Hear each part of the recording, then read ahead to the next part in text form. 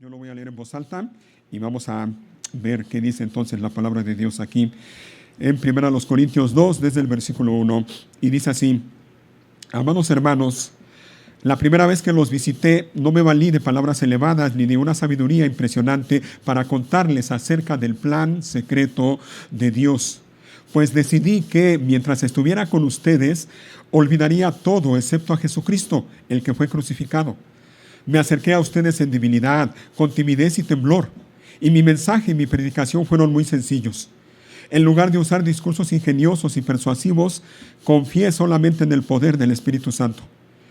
Lo hice así para que ustedes no confiaran en la sabiduría humana, sino en el poder de Dios. Sin embargo, cuando estoy con creyentes maduros, sí hablo con palabras de sabiduría, pero no la clase de sabiduría que pertenece a este mundo o a los gobernantes de este mundo, quienes pronto son olvidados. No, la sabiduría de la que hablamos es el misterio de Dios, su plan que antes estaba escondido, aunque Él lo hizo para nuestra gloria final, aún antes que comenzara el mundo. Pero los gobernantes de este mundo no lo entendieron.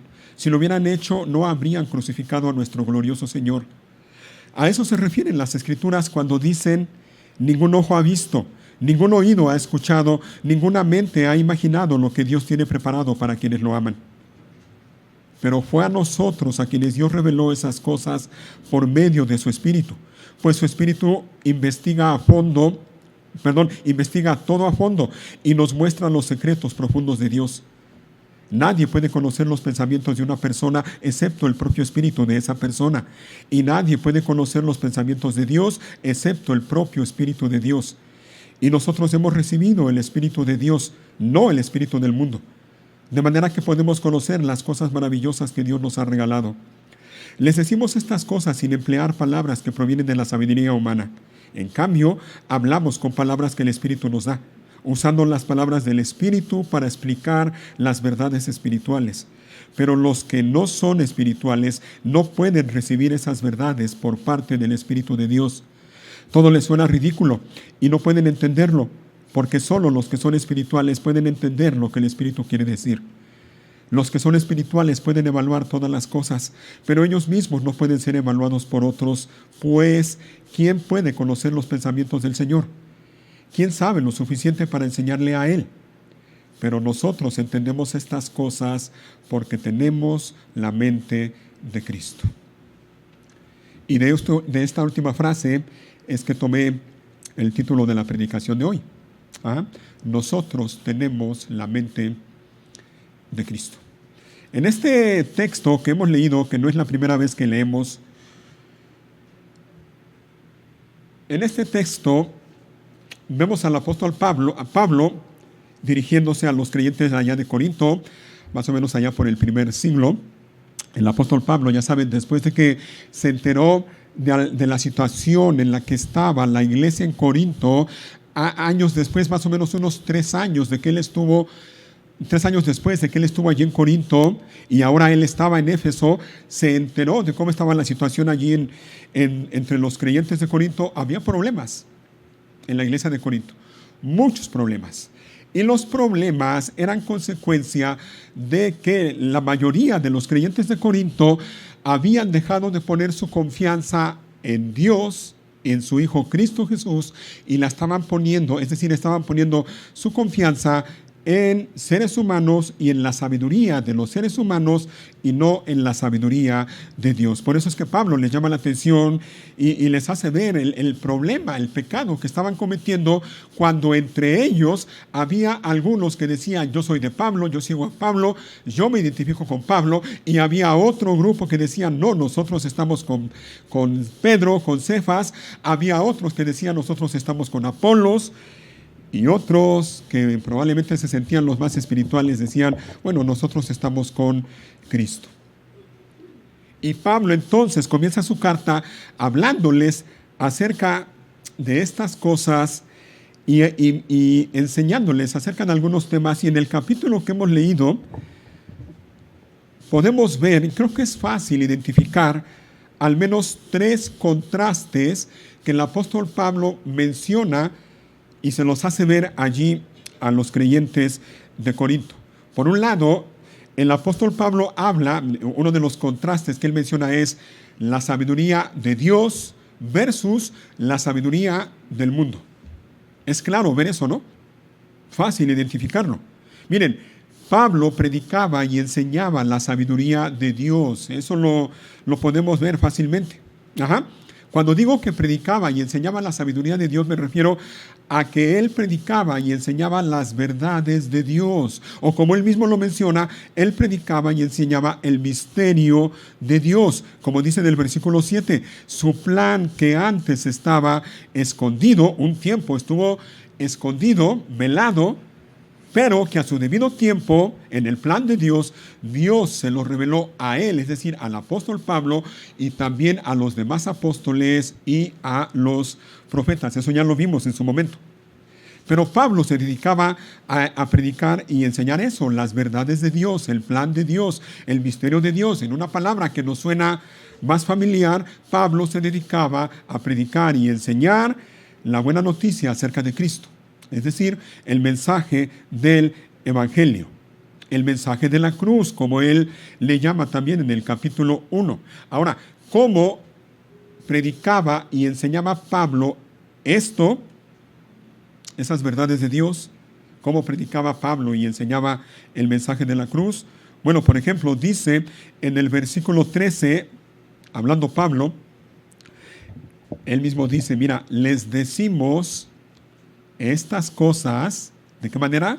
Sin emplear palabras que provienen de la sabiduría humana.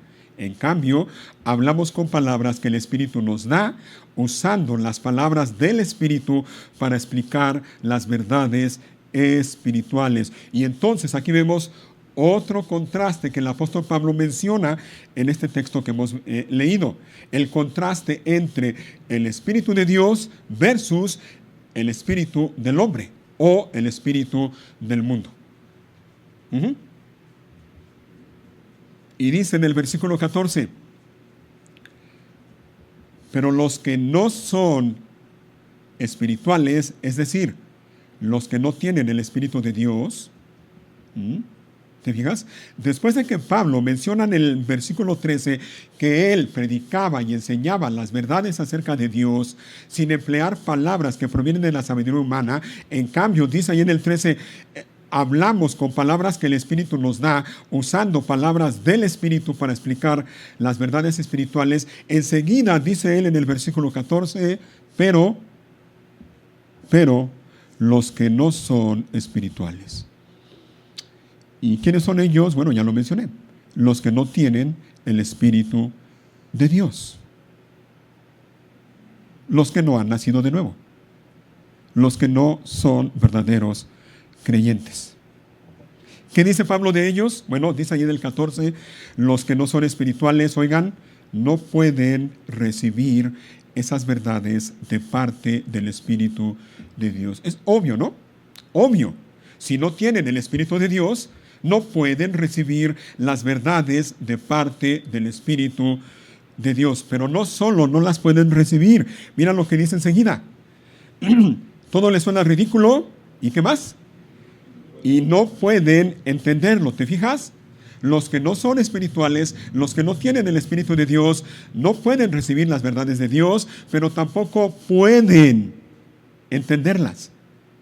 No las pueden recibir y no las pueden entender, esas verdades de Dios, la sabiduría de Dios. ¿Por qué? Otra vez, ya lo mencioné. Y la respuesta más sencilla, más simple es esta: porque no tienen el Espíritu de Dios. Y Pablo lo dice, ¿no? Claramente, creo, aquí en el versículo 14, porque solo los que son espirituales, es decir, los que tienen el Espíritu de Dios, pueden entender lo que el Espíritu quiere decir. Y entonces, aquí vemos otro contraste que el apóstol Pablo menciona. Ya vimos el contraste entre la sabiduría de Dios y la sabiduría del mundo. Ya vimos el contraste entre el Espíritu de Dios y el Espíritu del mundo. Y ahora vemos aquí otro contraste. Los que son espirituales versus los que no son espirituales. Lo que Pablo está diciendo es que los que son espirituales, solo los que son espirituales, y vuelvo y repito, eso significa que solo los que tienen el Espíritu de Dios, solo ellos pueden entender lo que el Espíritu de Dios quiere decir. Los que no son espirituales, es decir, los que no tienen el Espíritu de Dios, no lo pueden, perdón, ni recibir ni entender. Y no solo eso, dice el apóstol Pablo, todo, es decir, todo lo que tiene que ver con Dios, todo lo que tiene que ver con las cosas de Dios, con las verdades de Dios, todo les suena ridículo. No pueden. Les suena ridículo porque no tienen el Espíritu de Dios.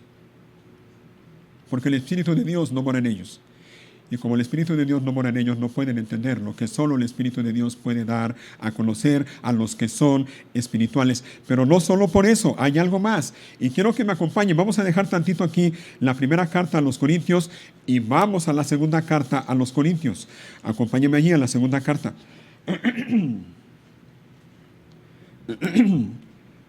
Segunda a los Corintios, capítulo 4. 4.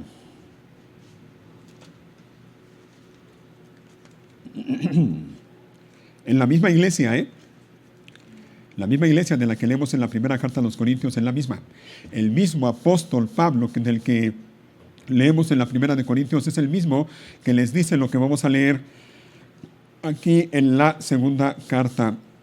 En el capítulo 4, miren, le dice Pablo a los Corintios, capítulo 4, por lo tanto, ya que Dios en su misericordia nos ha dado este nuevo camino, y la pregunta sería, ¿cuál es ese nuevo camino del que Pablo está hablando? Bueno, sencillo.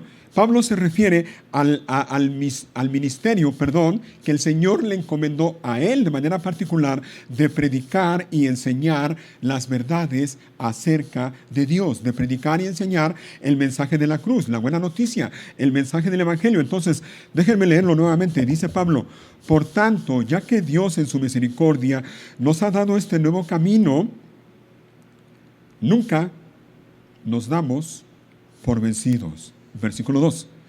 Rechazamos todas las acciones vergonzosas y los métodos turbios. No tratamos de engañar a nadie, oigan, ni de distorsionar, ¿qué cosa? La palabra de Dios. Decimos la verdad delante de Dios y todos los que son sinceros lo saben bien. Ahora miren, aquí vamos ya entrando en materia, lo que quiero yo hacer notar, versículo 3. Si la buena noticia que predicamos está escondida detrás de ¿qué? De un velo, de una cortina, oigan, solo está oculta de la gente que se pierde. Déjenme leerlo nuevamente. Si la buena noticia que predicamos está escondida detrás de un velo, solo está oculta de la gente que se pierde. ¿Quiénes son ellos? Los que no son espirituales. Los que no tienen el Espíritu, los que no han nacido de nuevo, los que van rumbo a la perdición. ¿Recuerdan? El apóstol Pablo habla de ellos en su primera carta a los Corintios en el capítulo 1.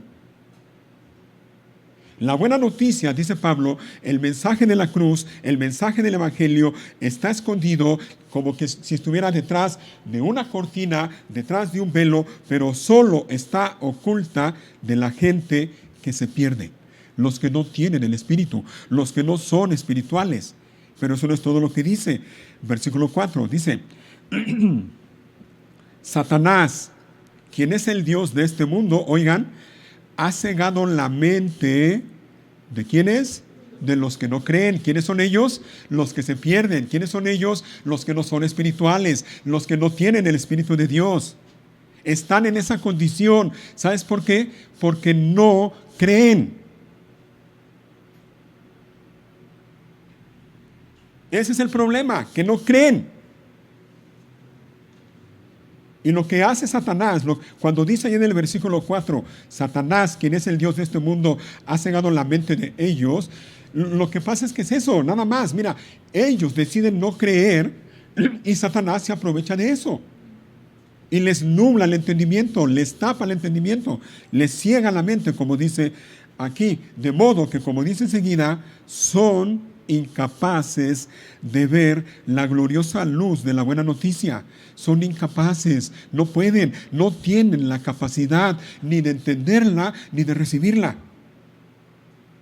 Bien claro, dice enseguida, no entienden este mensaje acerca de la gloria de Cristo, quien es la imagen exacta de Dios. ¿Quiénes son ellos? Los que se pierden, los que no creen, los que no son espirituales, los que no tienen el Espíritu de Dios. Son incapaces de entender este mensaje acerca de la gloria de Cristo, quien es la imagen exacta de Dios. Pero eso no es todo lo que quiero que veamos. Regresen aquí mismo, ahora en el capítulo 3. ¿Sale? Estamos en la segunda carta a los Corintios, pero ahora en el capítulo 3. Y vamos a leer el versículo 13. 3:13. Mira, dice Pablo, no somos como Moisés, oigan, quien se cubría la cara, ¿con qué? Con un velo, para que el pueblo de Israel, oigan, para que el pueblo de Israel no pudiera ver la gloria. ¿Recuerdan lo que dice allá en el Antiguo Testamento? Cuando Moisés bajó de la montaña, dice la Biblia que su rostro resplandecía. ¿Ah? Y la gente, el pueblo, estaba poniendo ya su mirada en Moisés. Y si Moisés no hacía algo al respecto, se corría el riesgo de que la gente cayera postrada a los pies de Moisés al ver la gloria que brillaba en su rostro. El rostro de Moisés literalmente brillaba. Al estar 40 días en la presencia de Dios, él bajó y su rostro brillaba. Reflejaba de alguna manera la gloria de Dios, aunque ya se estaba desvaneciendo. ¿Qué hizo Moisés? Se cubrió la cara con un velo. Seguimos leyendo. Bueno, déjenme leer nuevamente. No somos como Moisés, quien se cubría la cara con un velo para que el pueblo de Israel no pudiera ver la gloria, aun cuando esa gloria estaba destinada a desvanecerse. 14. Pero la mente de ellos se endureció. Oigan, la mente de ellos se endureció. ¿Quiénes son ellos? El pueblo de Israel. Y hasta el día de hoy, cada vez que se lee, oigan, cada vez que se lee el antiguo pacto, el mismo velo les cubre, ¿qué cosa? La mente. ¿Para qué? Para que no puedan entender la verdad. ¿Te fijas? Hasta el día de hoy, dice Pablo, y eso Pablo lo dijo allá en el primer siglo, pero hasta ahora la situación es la misma. En aquellos que no son espirituales, en aquellos que no tienen el Espíritu de Dios en ellos, en aquellos que no creen, todavía hay un velo. Y cuando leen o escuchan las verdades acerca de Dios, no pueden entender. Tienen la mente cegada, tapada, tienen el entendimiento cerrado, en tinieblas. No pueden entender la verdad. No la hay. 15, miren. Vamos a brincarnos al 15.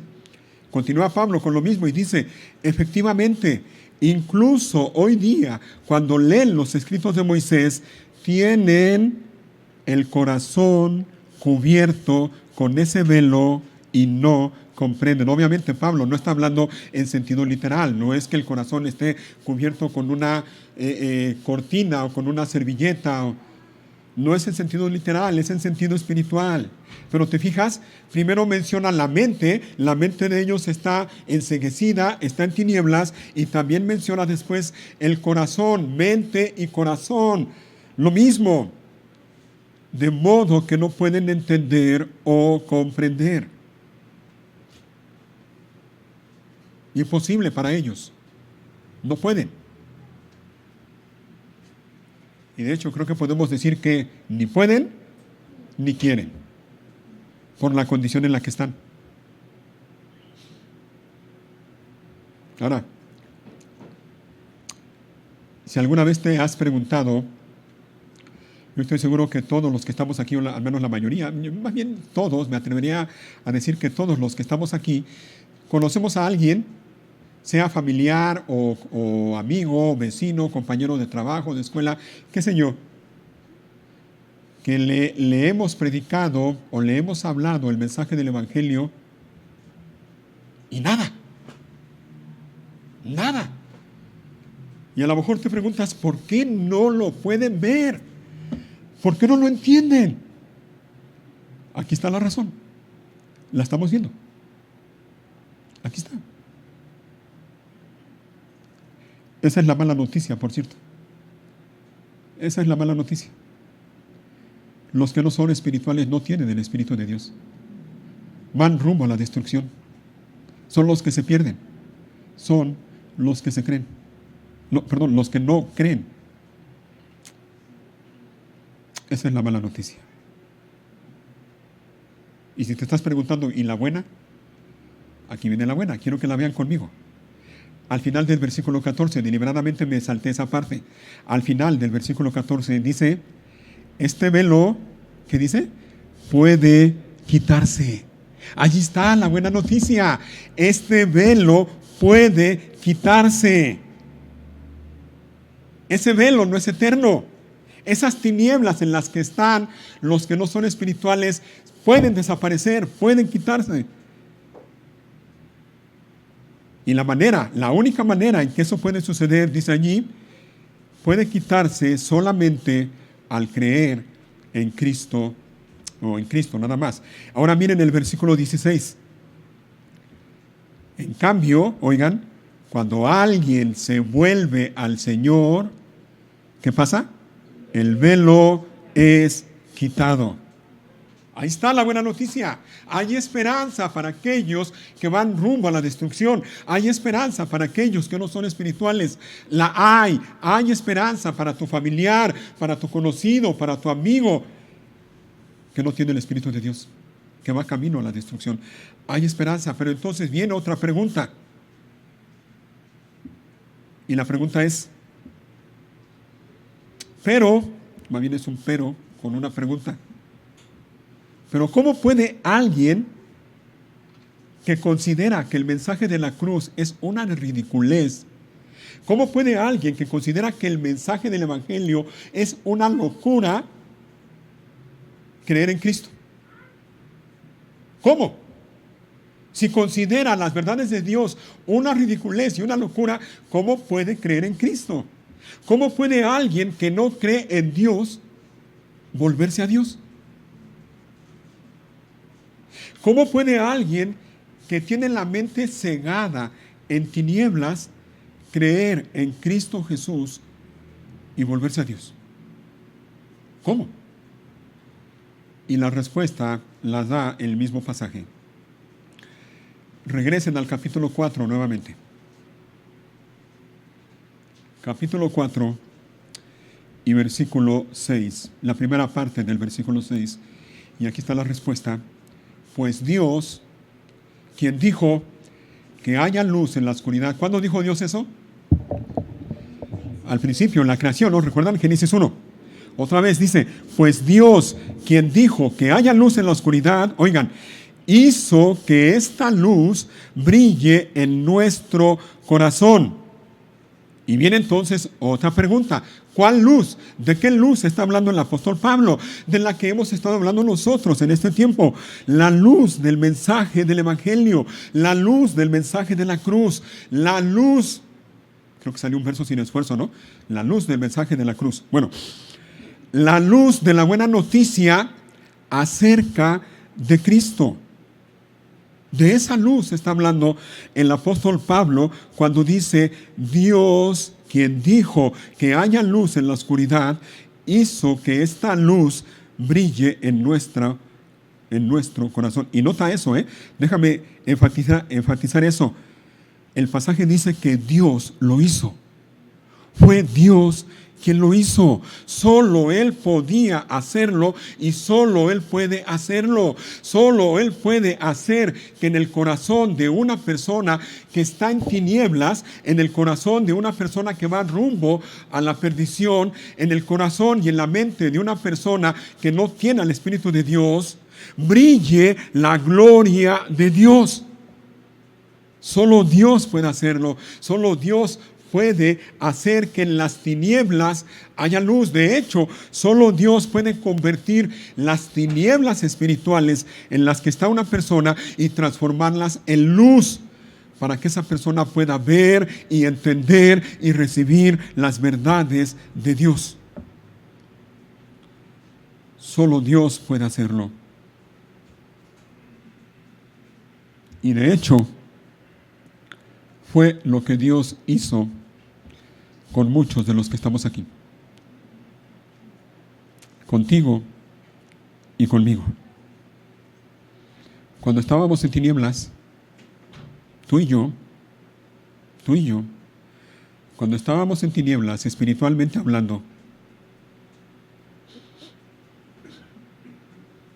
cuando teníamos la mente y el corazón en tinieblas, enceguecidos, cuando éramos incapaces de entender y recibir las verdades de Dios y nos parecían una locura, una ridiculez, ¿no te acuerdas que así andabas? ¿Ah? Y a lo mejor hasta te burlabas de estas cosas, ¿no? Y te burlabas de los cristianos. Ay, esos loquitos, míralos. Están re locos. Cuando estábamos en esa condición, Dios hizo lo que solo Él puede hacer. Dios hizo que la luz del mensaje de la cruz, el mensaje del Evangelio, brillara en tu corazón y en mi corazón. Y cuando Dios hizo eso, entonces el velo nos fue quitado. Ese velo que nos impedía ver y entender y recibir las verdades de Dios fue quitado. Desapareció. Dios lo quitó. Solo Él podía hacerlo. ¿Y lo hizo para qué? La segunda parte, allí en el versículo 6. Para que podamos conocer la gloria de Dios, oigan, que se ve en el rostro de Jesucristo. Dios hizo lo que solo Él puede hacer. Brilló en nuestros corazones, brilló en nuestra mente, y entonces la luz de la gloria de Dios brilló en nuestro corazón, brilló en nuestra mente, el velo fue quitado, y entonces pudimos ver y pudimos entender las verdades acerca de Dios, pudimos entender cosas como, por ejemplo, que Dios muestra su amor para con nosotros en que, siendo aún pecadores, Cristo murió por nosotros.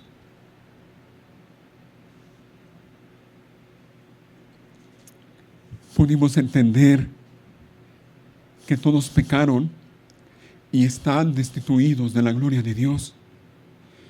Pudimos entender que la paga del pecado es muerte, mas la dádiva de Dios es vida eterna en Cristo Jesús, Señor nuestro. Pudimos entender que el justo murió por los injustos para llevarnos a Dios.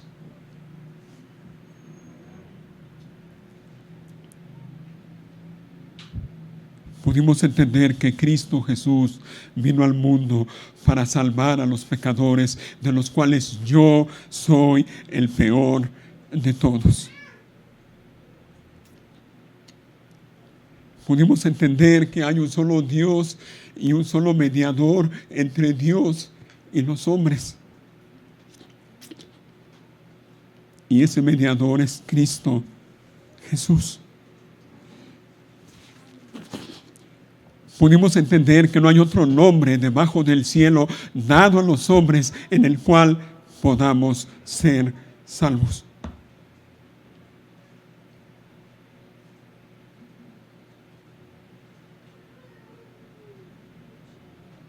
Solo así. Solo así. No había otra manera. Si Dios no hubiera hecho lo que hizo en cada uno de nosotros por pura gracia, nosotros todavía anduviéramos en tinieblas, espiritualmente hablando. todavía anduviéramos con la mente y el corazón enceguecidos, con ese velo que nos estuviera impidiendo ver y conocer y recibir las verdades de Dios. Pero gracias a Dios que ya no estamos en esa condición. Porque Dios, que mandó que de las tinieblas resplandeciera la luz, es el que resplandeció en nuestros corazones para iluminación de la gloria de Dios en el rostro de Jesucristo. Dios lo hizo. Dios lo hizo. Y lo hizo por pura gracia. Pero eso no es todo. Eso no es todo. Mira, regresa nuevamente al capítulo 3, aquí en 2 de Corintios. Capítulo 3 nuevamente. Ahora en el versículo 18. 3:18, la primera parte. Así que todos nosotros, me encanta lo que dice, todos nosotros, ¿a quienes qué?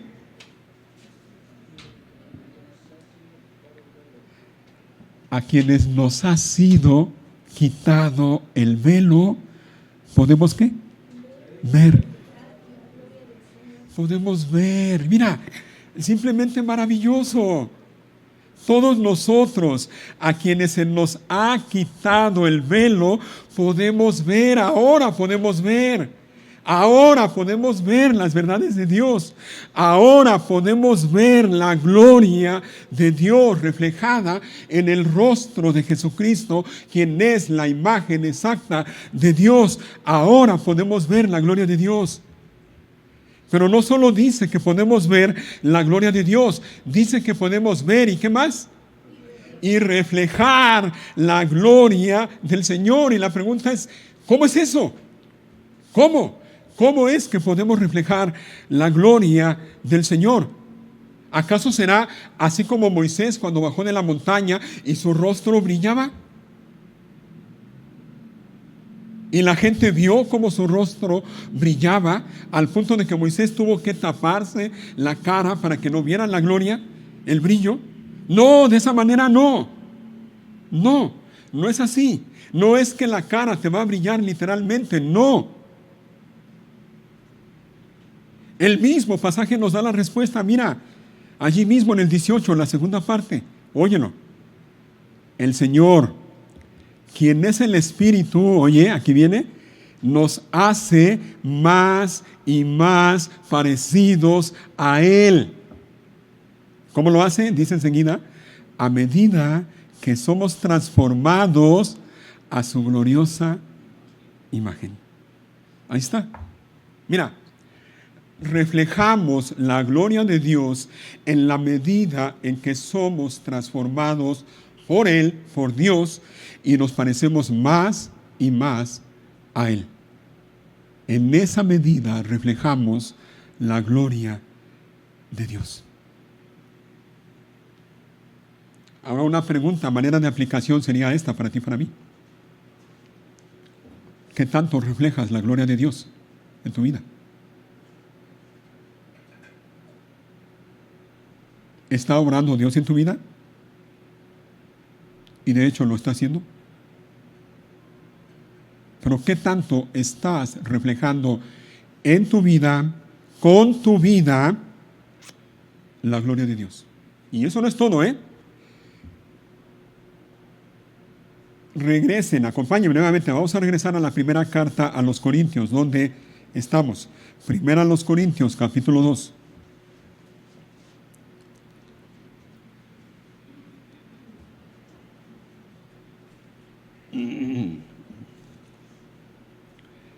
Déjenme leer nuevamente desde el 13.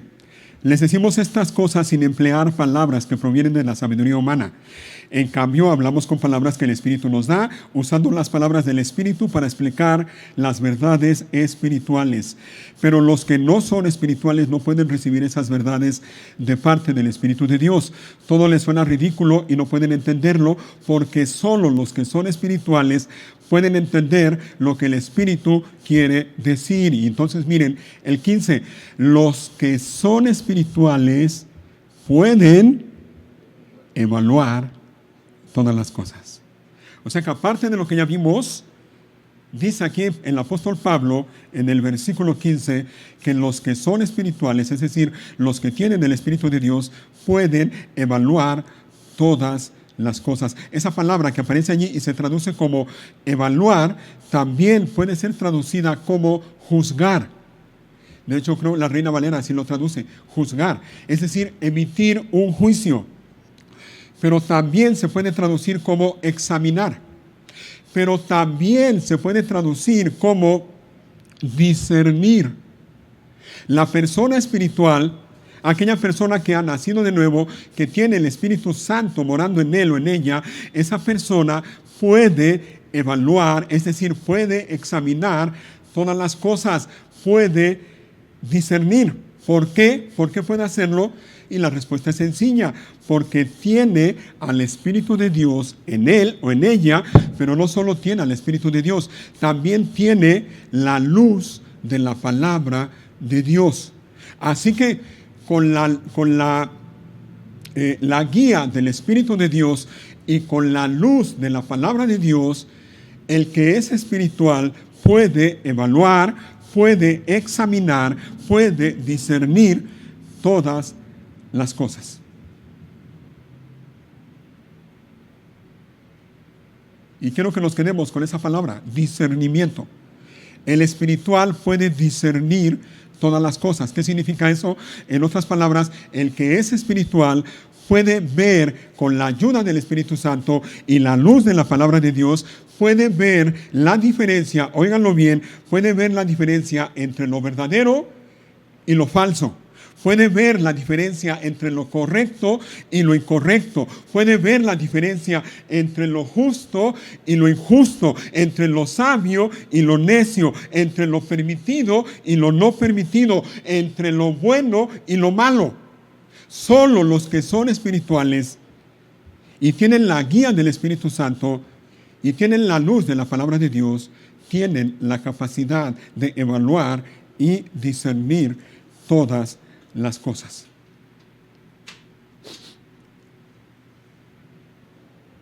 Pero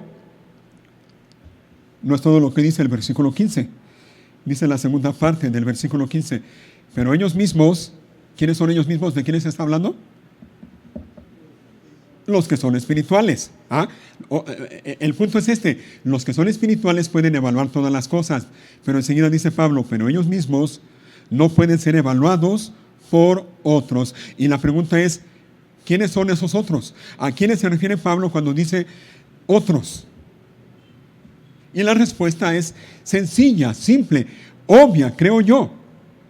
No pueden ser evaluados por quienes no son espirituales.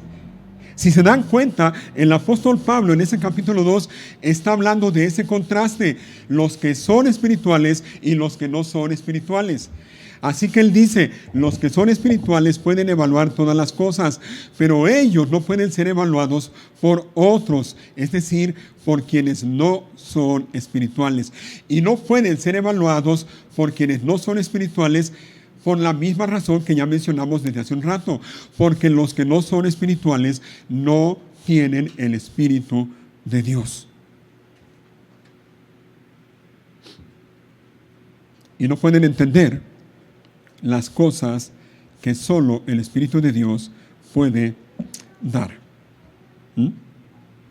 Pero esto que el apóstol Pablo dice en este versículo, en este texto que estamos viendo, mira, Pablo, si te das cuenta, ya hablábamos de esto hace algunos domingos, Pablo está hablando de él, está hablando de sus acompañantes también, está hablando de Apolos. Si ustedes leen el capítulo 3, el capítulo siguiente, van a darse cuenta cómo Pablo les aclara y les dice a los corintios, estoy hablando de mí y de Apolos, pero está hablando de ellos y también de los demás apóstoles.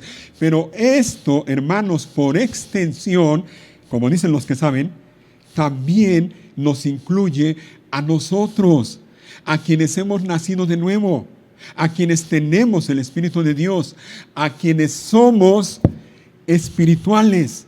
Esto tiene que ver con nosotros. Así que lo que Pablo dice es que nosotros, los que somos espirituales, tenemos la sabiduría de Dios. igual que dice Pablo del mismo. ¿Ah? La sabiduría que Dios nos revela por medio del Espíritu Santo en su palabra. Tenemos el Espíritu de Dios y podemos decir como el mismo apóstol Pablo dice en uno de los versículos que leímos, nosotros hemos recibido el Espíritu de Dios, no el Espíritu del mundo. Tenemos el Espíritu de Dios. Y por lo tanto, oigan, igual que el apóstol Pablo, mira, si tenemos la sabiduría de Dios y no la sabiduría del mundo, si tenemos el Espíritu de Dios y no el Espíritu del mundo, entonces también tenemos una cosa. Versículo 16. Pues, ¿quién puede conocer los pensamientos del Señor? Pablo aquí utiliza dos preguntas retóricas. Son retóricas porque la respuesta es obvia y está en la misma pregunta. ¿Quién puede conocer los pensamientos del Señor? La respuesta es nadie. ¿Quién sabe lo suficiente para enseñarle a Él? La respuesta es nadie, pero entonces viene un pero y dice, pero nosotros, oigan, entendemos estas cosas. ¿Por qué? Porque tenemos la mente de Cristo. Tenemos la sabiduría de Dios, no la sabiduría del mundo. Tenemos el Espíritu de Dios, no el Espíritu del mundo. Tenemos la revelación de la palabra de Dios. Y entonces, con todo esto, tú y yo, que somos espirituales, tenemos la mente de Cristo.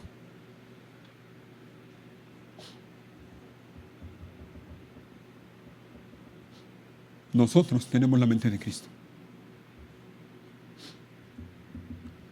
Y si te estás preguntando, oiga, pastor, ¿y qué significa eso de que tenemos la mente de Cristo? ¿Eso qué es? ¿Será como algunos han creído a lo largo de la historia y a la fecha? No tengo duda de que hay muchos por ahí que andan alardeando de que tienen la mente de Cristo, y cuando dicen eso se refieren a que solo ellos que tienen la mente de Cristo pueden entender las verdades profundas y los misterios de Dios. No, no es así. Miren, hermanos, no podemos sacar esta última frase que hemos leído en el versículo 16, cuando dice que nosotros tenemos la mente de Cristo, no podemos ni debemos sacarla de su contexto. Si lo hacemos, vamos a cometer un terrible error. ¿Ah? Recuerden, Pablo está hablando del contraste entre la sabiduría de Dios y la sabiduría del mundo. Está hablando del contraste entre el Espíritu de Dios y el Espíritu del mundo. Está hablando del contraste entre los que son espirituales y los que no son espirituales. Así que él dice nuevamente, nosotros tenemos la sabiduría de Dios, la que Dios nos reveló en su palabra. Nosotros tenemos el Espíritu de Dios, no el espíritu del mundo. Así que mira, dice Pablo, tenemos la sabiduría de Dios en su palabra, tenemos el Espíritu de Dios, por lo tanto, tenemos la mente de Cristo. ¿Ves? ¿Ves lo que significa tener la mente de Cristo? Mira, ahí te va. Tener la mente de Cristo, oye bien, es tener la sabiduría que Dios nos revela, óyelo, por el Espíritu de Dios a través de la palabra de Dios. Lo voy a repetir porque se me hace que no entendieron, que se distrajeron. Tener la mente de Cristo es tener la sabiduría de Dios, pero la sabiduría de Dios revelada por el Espíritu de Dios a través de la palabra de Dios. Hermanos, miren, al hablar de la mente de Cristo, oye bien, al hablar de la mente de Cristo, no podemos ignorar, ni hacer a un lado, ni menospreciar estas dos cosas que son esenciales. ¿Cuáles dos cosas? Por un lado, el Espíritu de Dios, y por otro lado, la palabra de Dios. No podemos hacerlas a un lado, no debemos. Oye bien, otra vez, la única manera de tener la mente de Cristo es con la revelación que el Espíritu Santo da a través de la palabra de Dios. Es la única manera. Así que no podemos tener ni conocer la mente de Cristo sin la palabra de Dios y sin el Espíritu de Dios. No podemos. Imposible. Imposible. Y por otro lado, bueno, más o menos con lo mismo. Mira, tener la mente de Cristo es vivir de acuerdo con los principios y los mandamientos de la palabra de Dios. No podemos ni siquiera pretender tener la mente de Cristo si no estamos dispuestos a vivir de acuerdo a los principios y a los mandamientos de la palabra de Dios. No se puede.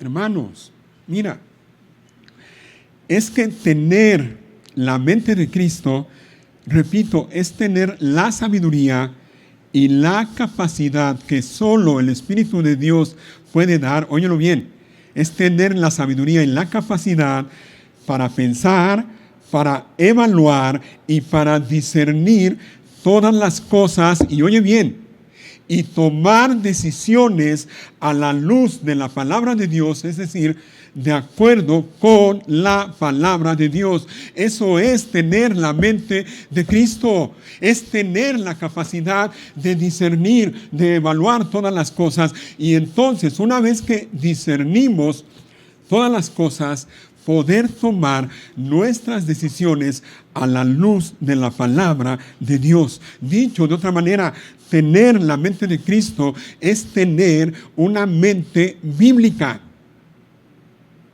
Es eso.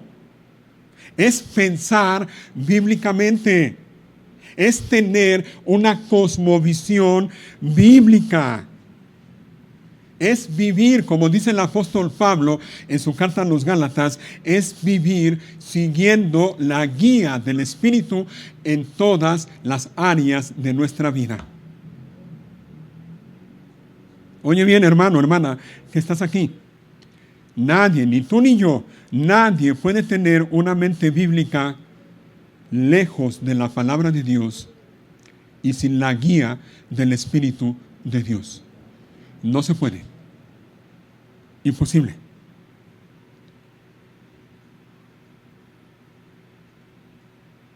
¿Te fijas? Solo podemos tener la mente de Cristo en la medida en que leemos y estudiamos diligentemente las Sagradas Escrituras y el Espíritu de Dios, el Espíritu Santo, ilumina nuestro entendimiento y nos muestra las verdades acerca de Dios. No hay otra manera. No la hay. Si yo no leo ni estudio diligentemente la palabra de Dios, no puedo tener la mente de Cristo. Y si no tengo la mente de Cristo, eso significa solo una cosa, que si no tengo la mente de Cristo, entonces ¿qué mente tengo? La mente del mundo.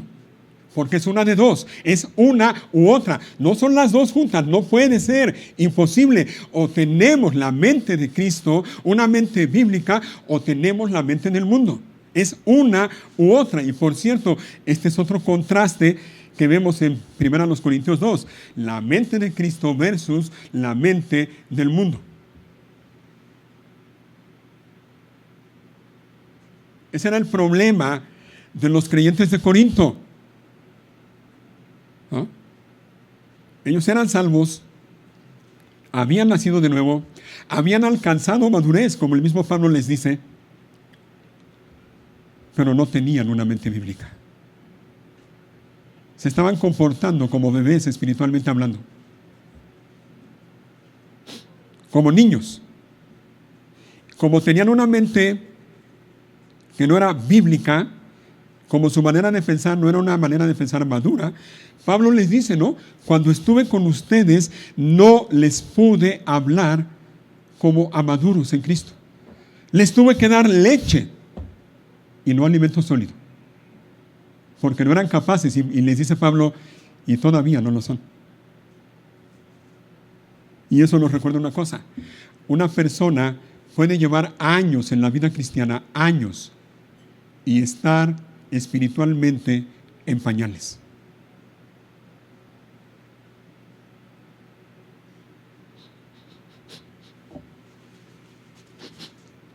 Y nos recuerda algo más. Mira, la manera en que yo vivo, es decir, mi conducta, mis actitudes, mis palabras, mis pensamientos, revela si yo tengo la mente de Cristo o la mente del mundo. ¿Quieres tú que estás aquí saber si tienes una mente bíblica? ¿Quieres saber si tienes la mente de Cristo? Pon atención a la manera en que vives.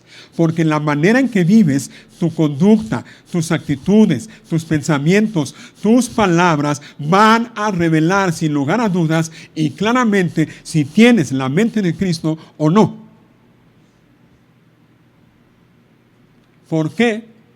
Ahí te va. Porque lo que gobierna mi mente, oye bien, lo que gobierna mi mente va a gobernar mi vida. Si mi vida no está, si mi mente, perdón, no está gobernada o saturada con la palabra de Dios, yo no puedo esperar ni pretender tener una mente bíblica, pensar bíblicamente. Yo no puedo pretender tener la capacidad de evaluar todas las cosas. Imposible.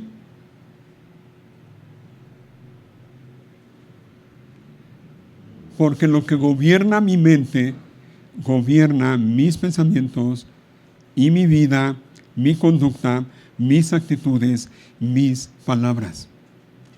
Así que otra pregunta, a manera de aplicación para ti que estás aquí, es ¿qué gobierna tu mente? ¿Qué es lo que ocupa tu mente? ¿En dónde están tus pensamientos? ¿De qué llenas tu mente cada día? Y si somos honestos, si tú que estás aquí junto conmigo, si somos honestos, tenemos que reconocer que la causa de muchos de nuestros problemas en todas las áreas de nuestra vida, es decir, la causa de muchos de nuestros problemas en nuestra vida individual, en nuestra vida familiar, en nuestra vida matrimonial, vienen como consecuencia de que tomamos decisiones equivocadas. Y tomamos decisiones equivocadas porque no tenemos o no sabemos discernir entre lo que es bueno y lo que es malo, entre lo que es correcto y lo que es incorrecto, entre lo que es justo y lo que es injusto. Y no sabemos discernir porque no tenemos la mente de Cristo, no tenemos una mente bíblica. Tomamos decisiones equivocadas y en vez de conducirnos de acuerdo a la palabra de Dios, entonces hacemos lo que no debemos hacer, decimos lo que no debemos decir. ¿Y para qué te cuento los problemas que nos acarreamos con actitudes así?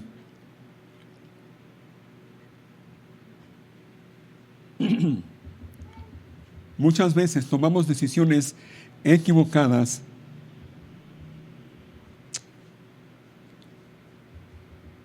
y lo hacemos porque carecemos de algo. Carecemos de discernimiento. Carecemos de una mente bíblica.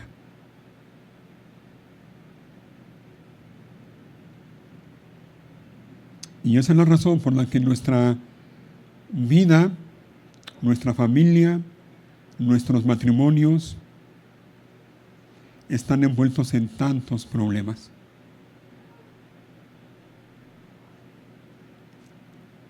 Porque por la falta de discernimiento no somos capaces de evaluar las cosas.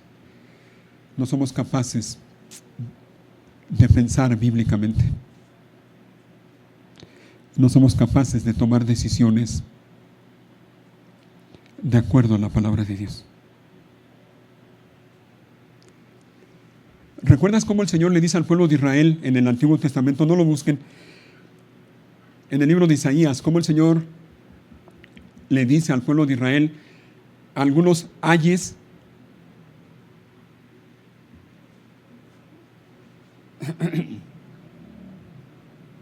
Les dice, por ejemplo, miren, lo voy a leer, si lo quieren buscar, bueno, pero lo voy a leer en la traducción de la Biblia de las Américas.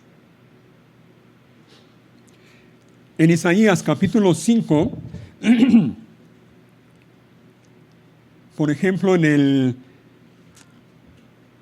versículo 21, 5:21 les dice, ay de los sabios a sus propios ojos e inteligentes ante sí mismos. En el 22 les dice, ay de los héroes para beber vino y valientes para mezclar bebidas. En el 18, por ejemplo, les dice, ay de los que arrastran la iniquidad con cuerdas de falsedad y el pecado como con coyundas de carreta. En el 11 les dice, ay de los que se levantan muy de mañana para ir tras la bebida, de los que trasnochan para que el vino los encienda. ¿Sabes qué significa eso? ¿Y qué les está diciendo el Señor? Óyelo, versículo 20. Ay de los que llaman al bien, perdón, lo leí mal, de los que llaman mal, bien, y al bien le llaman mal, que tienen las tinieblas por luz y la luz por tinieblas, que tienen lo amargo por dulce y lo dulce por amargo. ¿Saben lo que eso significa? El pueblo de Israel en ese entonces no tenía la capacidad de evaluar todas las cosas. No tenía la capacidad de discernir entre lo bueno y lo malo. No tenían la capacidad de distinguir entre la luz y las tinieblas. No tenían la capacidad de distinguir entre lo dulce y lo amargo. No tenían discernimiento. Y en medio de todos estos ayes, el Señor les dice, mira en el versículo 13. Recuerden, estoy leyendo de la Biblia de las Américas. Les dice, por eso va cautivo mi pueblo, oigan, por falta de discernimiento. Por falta de discernimiento. El pueblo de Dios, a quien Dios eligió, a quien Dios liberó de la esclavitud de Egipto, que recibió la ley de Dios por medio de Moisés. El pueblo de Dios, a estas alturas, no tenía discernimiento. Y no eran capaces de discernir entre lo bueno y lo malo. Y a lo malo le llamaban bueno y a lo bueno le llamaban malo. No eran capaces de distinguir entre lo justo de lo injusto, de lo dulce de lo amargo. Y tristemente esa es la condición de muchos hombres y mujeres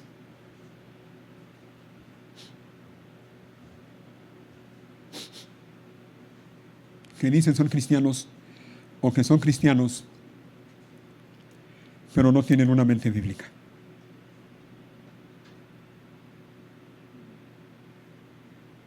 Mira, hermano, hermana, que estás aquí. Tú y yo podríamos ser y decir algunas cosas como las que decían los creyentes de Corinto, ¿recuerdas? Los que parece que pretendían ser más espirituales decían, yo soy de Cristo. Nosotros podemos hacer lo mismo y decir, yo soy de Cristo, y al mismo tiempo ser espiritualmente maduros, al mismo tiempo ser bebés espirituales que no son capaces de distinguir entre lo bueno y lo malo, no son capaces de distinguir entre lo correcto y lo incorrecto, entre lo santo de lo pecaminoso. Podemos estar en esa condición porque no tenemos una mente bíblica, es decir, no pensamos de manera bíblica. ¿Por qué? Porque no conocemos la Biblia y no la conocemos. Y aquí permíteme dirigirme a ti que estás aquí. Muchas veces tú no tienes una mente bíblica porque no conoces la Biblia. Y no conoces la Biblia porque no la lees ni la estudias. No lo haces diligentemente. Y no la lees ni la estudias. ¿Sabes por qué? Óyelo bien. Porque desprecias la palabra de Dios. Cuando pasas días y días o semanas y no lees y mucho menos estudias la palabra de Dios, eso solamente significa una cosa: no le des vueltas, no trates de poner excusas. Estás despreciando la palabra de Dios. Y si desprecias la palabra de Dios, estás despreciando a Dios mismo. Si desprecias la palabra de Dios, no puedes esperar tener una mente bíblica. Y si no tienes una mente bíblica, no puedes esperar actuar, vivir, comportarte de acuerdo a los mandamientos y principios de la palabra de Dios. La recomendación, y ya estamos terminando, la misma de muchas veces: lee tu Biblia. Léela. Estúdiala. Y cada vez que lo hagas, depende del Espíritu de Dios, porque solo Él puede mostrarte en la palabra de Dios las verdades de Dios. Solo Él. No hay otra manera. Hay un pasaje que quiero que me acompañen a verlo, y es en Hebreos, porque es muy similar a lo que estamos viendo aquí en la carta a los Corintios. Hebreos capítulo 5. Y nada más, ténganme paciencia 5 minutos, ya en lo último. Hebreos capítulo 5.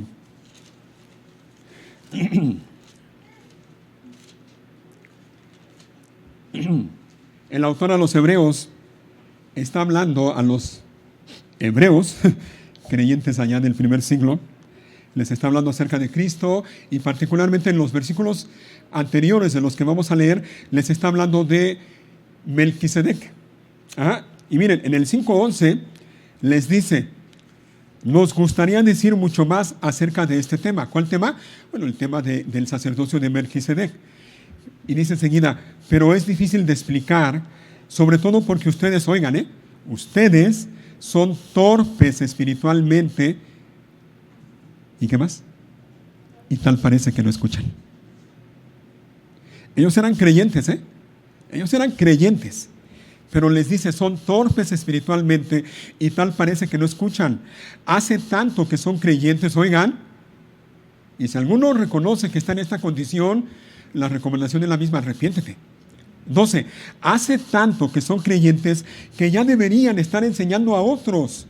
En cambio, necesitan que alguien vuelva a enseñarles las cosas básicas de la palabra de Dios. Son como niños pequeños que necesitan leche y no pueden comer alimento sólido. Pues el que se alimenta de leche sigue siendo un bebé. Y miren lo que dice enseguida: y no sabe cómo hacer, ¿qué cosa? Lo correcto. El alimento sólido es para los que son maduros. En otras palabras, los que son espirituales. Oigan, los que a fuerza de práctica, óyelo bien, grábate esto, subráyalo y grábatelo. Los que a fuerza de práctica están capacitados para distinguir entre lo bueno y lo malo. Los que a fuerza de práctica. ¿Cómo vas a tener y a cultivar el discernimiento en tu vida, en tu mente, en tu corazón, si no lo practicas? ¿Cómo? Imposible. ¿Cómo vas a poder distinguir entre lo bueno y lo malo si no vas y echas mano de la sabiduría de Dios revelada por el Espíritu de Dios en la palabra de Dios? ¿Cómo? Imposible. No desprecien la palabra de Dios. Léela, estúdiala, hazlo diligentemente. Y en la medida en que lo hagas, depende únicamente del Espíritu de Dios para que Él te revele las verdades de Dios. Hazlo en tu casa cada día. No desprecien la palabra de Dios al dejar de venir a este lugar un domingo solo porque no tienes ganas de venir, o porque tú crees que tienes algo mejor que hacer.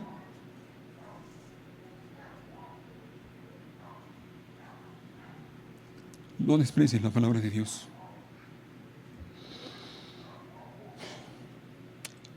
Vamos ahora sí terminando. Quiero pedirles que se pongan de pie.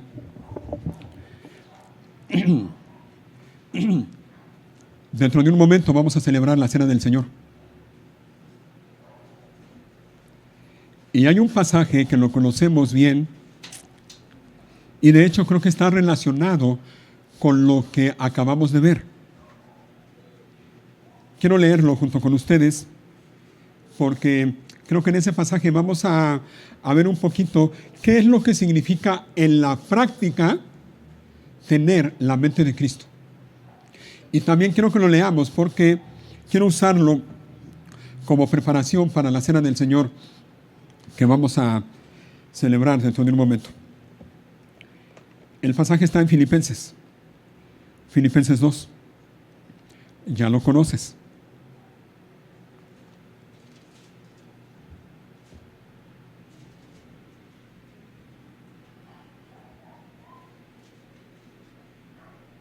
Versículo 1, 2, 1.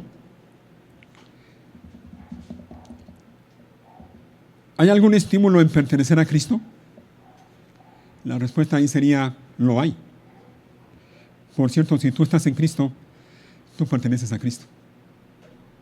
Tú y yo pertenecemos a Cristo. ¿Existe algún consuelo en su amor? Lo hay. ¿Tenemos en conjunto alguna comunión en el Espíritu? La tenemos. Pero mira la siguiente pregunta. ¿Tienen ustedes un corazón tierno y compasivo? Entonces quiero agarrar esta pregunta y hacértela a ti personalmente. ¿Lo tienes? ¿Tienes un corazón tierno y compasivo? ¿Lo tienes o no? Versículo 2. Si tú dices que sí, mira, entonces, versículo 2. Entonces, dice Pablo, háganme verdaderamente feliz poniéndose de acuerdo de todo corazón entre ustedes. Oigan lo que viene enseguida. Yo sé que ya lo sabemos, pero mira, si tú te preguntas, oiga, pastor, pero en la práctica, ¿qué significa tener la mente de Cristo? Aquí viene. Amándose unos a otros y trabajando juntos con un mismo pensamiento y un mismo propósito. No sean egoístas. Eso es tener la mente de Cristo. Tener la mente de Cristo es hacer a un lado el egoísmo, es hacer a un lado el yo, es hacer a un lado esa actitud que nos hace siempre querer estar en primer lugar y decir primero yo, luego yo y al último yo. Tener la mente de Cristo es hacer a un lado el egoísmo. No traten de impresionar a nadie, dice enseguida. Tener la mente de Cristo es tener una actitud humilde. Sin andar por la vida queriendo impresionar a las personas a nuestro alrededor. Y lo dice enseguida, ¿no? Sean humildes, es decir, considerando a los demás como mejores que ustedes. Esto es tener la mente de Cristo en la práctica. Cada día, cada uno de nosotros estamos llamados a vivir de esta manera, a vivir con una mente bíblica. No se ocupen solo de sus propios intereses, dice el versículo 4, sino también procuren interesarse en los demás. Esto es tener la mente de Cristo. Y para que quede bien claro, mira, versículo 5, tengan la misma actitud que tuvo Cristo Jesús. En otras palabras, tengan la mente de Cristo. Pero eso no es todo, hay más. Y aquí entonces tenemos el ejemplo de nuestro bendito Señor y Salvador Cristo Jesús. Aunque era Dios, no consideró que el ser igual a Dios fuera algo a lo cual aferrarse. En cambio, óyelo bien, renunció a sus privilegios divinos. Ahí te va. Tener la mente de Cristo es tener la disposición en tu corazón, óyelo bien, cuando sea necesario, de renunciar a tus derechos. Eso es tener la mente de Cristo. Tener la disposición de renunciar a tus derechos. Aquí es donde algunos dicen, ¿cómo? No. Aquí es donde algunos dicen, esto es una locura, es una ridiculez, ¿cómo crees? Y en este tiempo, ¿no? Donde tanto se habla de derechos. No, ¿estás loco? ¿Renunciar a mis derechos? Yo no. Si tú tienes esa actitud, tú no tienes la mente de Cristo. No la tienes.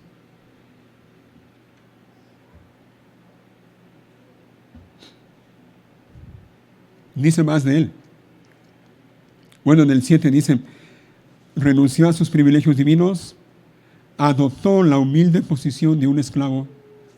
Eso es tener la mente de Cristo. Es tener la mente de un esclavo. Y la semana pasada Gustavo nos recordaba que ya no somos esclavos del pecado. No, ya no lo somos, pero ahora somos esclavos de Cristo.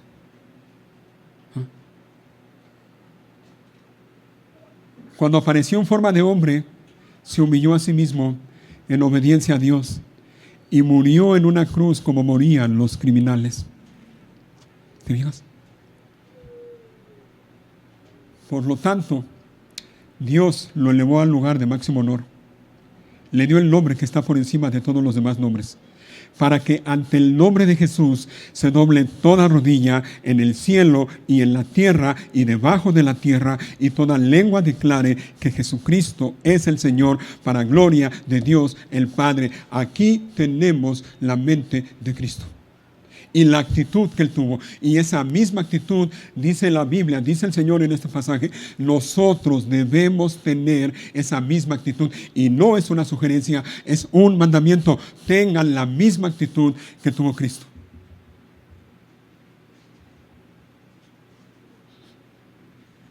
Y vuelvo y repito, si esto te parece una tontería, si esto te parece una locura, si te parece una ridiculez, arrepiéntete. Y no olvides, mira, una cosa, y lo vemos claramente en este pasaje, porque a veces esperamos y le pedimos a Dios, Señor, bendice mi vida, Señor, ayúdame, Señor, sálvame, Señor, líbrame, Señor, esto. Y queremos que el Señor nos exalte, pero sin antes pasar por el sufrimiento, así como pasó nuestro Señor Jesucristo. ¿Te fijas? Él fue exaltado hasta lo sumo, pero antes de eso se humilló. El problema de mucha gente, de muchos llamados cristianos, es que quieren ser exaltados, pero de ninguna manera quieren ser humillados. De ninguna manera se quieren humillar. Imposible. No puede ser. Si tú no tienes la disposición de humillarte, si tú no tienes una actitud humilde, si tú eres de las personas que ven a los demás siempre como inferiores a él y los desprecias, los menosprecias, los ninguneas,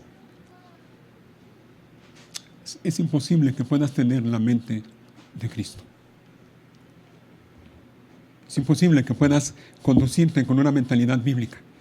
Y lo único que vas a acarrear en tu vida son problemas, dificultades, y tu vida va a ser una desgracia.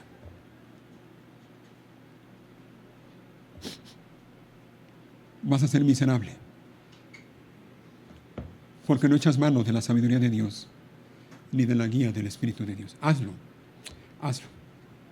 y tu vida va a cambiar. Pero hazlo no para que tu vida cambie, hazlo para la gloria de Dios. Vamos a cantar y luego ya celebramos la cena del Señor.